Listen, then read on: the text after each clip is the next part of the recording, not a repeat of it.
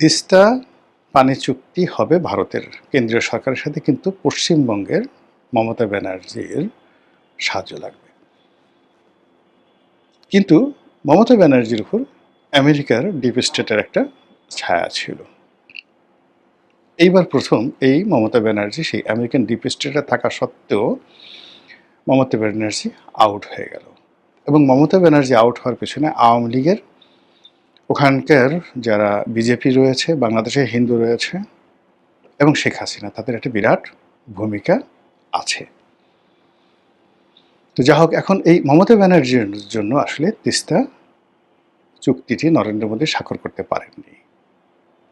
এখন তিস্তা চুক্তি স্বাক্ষরিত হয়নি, কিন্তু ওই জন্য চীন বারবার তার একটা প্রকল্প তৈরি করলো, তিস্তা ব্যারেজ প্রকল্প। যে ঠিক আছে, ভারত যদি পানি নাও দেয়, এই বর্ষা মৌসুমে যে পানিগুলো আছে সেটা ওয়াটার ম্যানেজমেন্ট করে আমরা এইভাবে একটা কাজ করতে পারবো, উজান থেকে পানি না আসলেও, বা এখন যে পানি আসে এতেও হবে।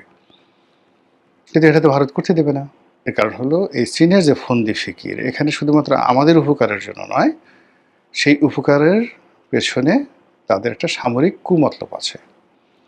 তখন ভারত বলল যে তিস্তা তোমরা ব্যারেজ করতে চাও, ভালো কথা, চীনের অর্থ লাগবে না, আমরা সেই ব্যারেজটা করে দেব।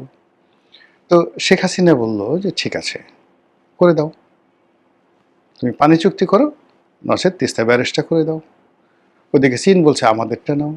এখন ভারতের তিস্তা প্রকল্প বনাম সেই ব্যারেজ প্রকল্প, তো ওখানে ভারতের সাথে দুটো, একটা হলো তিস্তা পানি চুক্তি আর একটা হলো ব্যারেজ চুক্তি। তা শেখ হাসিনা প্রাণত চেষ্টা করছিলেন টুইন করার জন্য, অর্থাৎ যদি পানি চুক্তি হয়ে যায় এবং ভারতের সাথে তিস্তা ব্যারেজ হয়ে যায়, তাহলে বাংলাদেশের একেবারে 16 কলা পূর্ণ।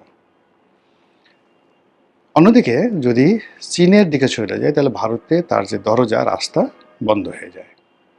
চীনের মূল যে ক্যারেক্টারিস্টিক, সেটা হলো চীন কখনোই কারো পার্মানেন্ট বন্ধু নয় এবং কারোর সঙ্গে টাকার বাইরে, অর্থের বাইরে, ব্যবসা বাণিজ্যের বাইরে সে কোনো চিন্তাই করে না।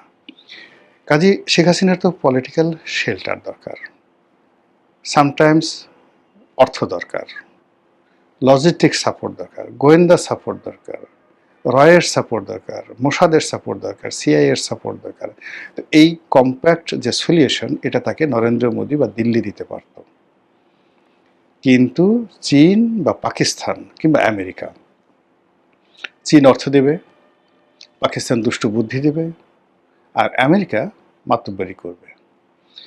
এটা দিয়ে শেখ হাসিনা পারছিল না, আর না পারার কারণে চীনের সাথে সর্বশেষ তার সম্পর্কটা নষ্ট হয়ে যায়। এই অবস্থাতে শেখ হাসিনা চলে গেলেন, আর আমাদের এই গত 2 বছরে যত সমস্যা, সেই সমস্যা আগে যা ছিল শেখ হাসিনার জামানাতে তার চেয়ে আরও 10 গুণ বেড়ে গেছে।